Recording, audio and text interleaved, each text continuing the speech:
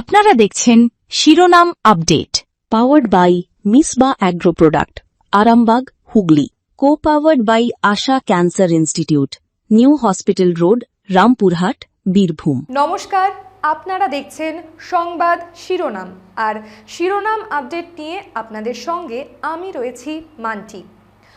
পশ্চিমবঙ্গে এখন একটা অদ্ভুত খেলা চলছে।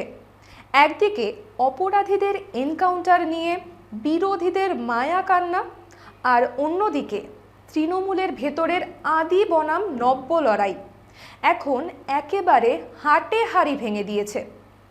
একদিকে বিজেপির রাজ্য সভাপতি শ্রমিক ভট্টাচার্য বুক ঠুকে বলছেন যে এই রাজ্যে অপরাধীদের জায়গা হয় জেলের ভেতরে, না হলে আকাশের ওপরে, যার পর সাধারণ মানুষ স্বস্তির নিঃশ্বাস ফেলছে। কিন্তু ঠিক তখনই তৃণমূলের অন্দরে যে কাঁদা ছোড়াছড়ি শুরু হয়েছে তা দেখে বাংলার মানুষ এখন হাসবেন না কাঁদবেন বুঝে উঠতে পারছেন না। আসলে ঘটনাটা কি বলুন তো? বারুইপুরে ঋতব্রতপন্থী তৃণমূল নেতাদের দেখে স্থানীয় মানুষজন সোজাসুজি চোর স্লোগান দিয়েছেন, ডিম ছুঁড়ে মেরেছেন। আর এই নিয়ে তৃণমূলেরই সাংসদ মহুয়া মৈত্র নিজের দলের একাংশের বিরুদ্ধে ক্ষোভে ফেটে পড়েছেন। গদ্দার আর বেঈমানদের নিয়ে মমতা বন্দ্যোপাধ্যায়ের পুরনো মন্তব্য টেনে তিনি যে বিস্ফোরক বয়ান দিয়েছেন তা শুনলে চমকে যেতে হয়। মহুয়া মৈত্র সরাসরি প্রশ্ন তুলেছেন, আসল তৃণমূলের লোকেরা কোথাও যদি যায় তাহলে কেন ডিম আর ঢিল জোটে? আর এই ঋতব্রতপন্থীরা গেলে কেন পুলিশ ফোর্স তাদের আগলে নিয়ে যায়? শুধু তাই নয়, কাকলি ঘোষ দস্তিদারের নাম না করে মহুয়া মৈত্র কটাক্ষ করে বলেছেন, যিনি 40 বছর ধরে তৃণমূলের সৈনিক, তিনি নাকি আজ গর্ব করে বলছেন যে বিজেপির মুখ্যমন্ত্রীর নির্দেশে তিনি বারুইপুর গেছেন। মহুয়ার প্রশ্ন, আপনি ন্যাশনালিস্ট চালু পার্টি নাকি ন্যাশনালিস্ট চোর পার্টিতে যোগ দিয়েছেন? খুব ভালো। এখন আমি তো খুব খুশি হয়েছি যে তৃণমূলের টিকিটে নির্বাচিত, যে বলেন 40 বছর ধরে তিনি তৃণমূল কংগ্রেসের সৈনিক, সেই মানুষ যদি আজকে গর্বের সাথে বলে যে বিজেপির মুখ্যমন্ত্রীর আদেশে নির্দেশে তিনি এসেছেন, তাহলে আমি তাকে একটাই প্রশ্ন করবো, তা আপনি যে কোন ন্যাশনালিস্ট চালু পার্টি না ন্যাশনালিস্ট চোর পার্টি অফ ইন্ডিয়াতে জয়েন করেছেন, তাদের কোনো নির্দেশাবলী নেই, তাদের কোনো প্রেসিডেন্ট নেই যে আপনাকে বলতে পারে কি করতে, যে আপনাকে আজকে বিজেপির মুখ্যমন্ত্রী থেকে আদেশ নিতে এসছে? যাই হোক, যার কথাই শুনে হোক, আপনি গেছেন, আমরা খুশি। মহুয়া মৈত্র এখানেই থামেননি। তিনি সাফ বলে দিয়েছেন এখন এদের মুখ্যমন্ত্রীর ওপর আস্থা রাখতেই হবে, কারণ আস্থা না রাখলে সোজা জেলে যেতে হবে। কারো মাথায় যে সারাক্ষণ নারদা কাণ্ডের খাঁড়া ঝুলছে। আর মহুয়ার এই বিস্ফোরক মন্তব্যের রেশ কাটতে না কাটতেই আসরে নেমেছেন তৃণমূলের প্রবীণ নেতা শোভনদেব চট্টোপাধ্যায়। শোনাবো তার কথা, তবে তার আগে শিরোনাম আপডেটে নিয়ে নেব ছোট্ট একটা বিরতি। সঙ্গে থাকুন। ক্রিস জেনারেল হসপিটাল, আপনার বিশ্বস্ত স্বাস্থ্যসাথী, অভিজ্ঞ চিকিৎসক, আধুনিক পরিষেবার জন্য যোগাযোগ করুন 8981419909 নম্বরে অথবা 8981419910 নম্বরে। উন্নতমান পুষ্টিগুণ সম্পন্ন, সুস্বাস্থ্যকর এবং সুস্বাদু চাল প্রস্তুতকারী অন্যতম সংস্থা মিসবা অ্যাগ্রো প্রোডাক্ট। উন্নত মানের ধান থেকে চাল প্রস্তুত করতে আমরা উন্নত প্রযুক্তির মেশিন ব্যবহার করে থাকি।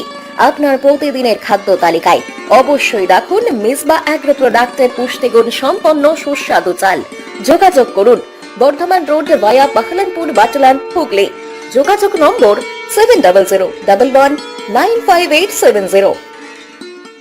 আপনারা দেখছেন শিরোনাম update, powered by Misba agro product, Arambagh, Hooghly. Co powered by Asha cancer institute, new hospital road, Rampurhat, Birbhum. ফিরে এলাম বিরতির পর। সঙ্গে থাকার জন্য ধন্যবাদ। দেখছেন শিরোনাম আপডেট। মহুয়া কি বলেছেন আপনাদের শুনিয়েছি। এবার আসরে তৃণমূল কংগ্রেসের প্রবীণ বিধায়ক শোভনদেব চট্টোপাধ্যায়ও। মহুয়া মৈত্রর থেকে আরও এক কদম এগিয়ে নিজের দলের লোকেদের দলবদল আর দুর্বলতা নিয়ে বড় সত্যিটা স্বীকার করে নিয়েছেন। তিনি পরিষ্কার বলেছেন যে যারা দল ছেড়ে বাফার জোন তৈরি করে বিজেপিকে সাহায্য করছে তাদের প্রত্যেকেরই এমন কিছু দুর্বলতা আছে যা সাধারণ মানুষ জানে। নিজেদের সম্পত্তি আর ব্যাগেজ বাঁচাতেই তারা এই খেলা খেলছে, কিন্তু পাবলিকের কাছে গিয়ে তারা অপমানিত হচ্ছে, ডিম খাচ্ছে। শোভনবাবু তো বলেই দিলেন সমস্ত পরিকল্পনা নাকি দিল্লি হেডকোয়ার্টার থেকে হচ্ছে।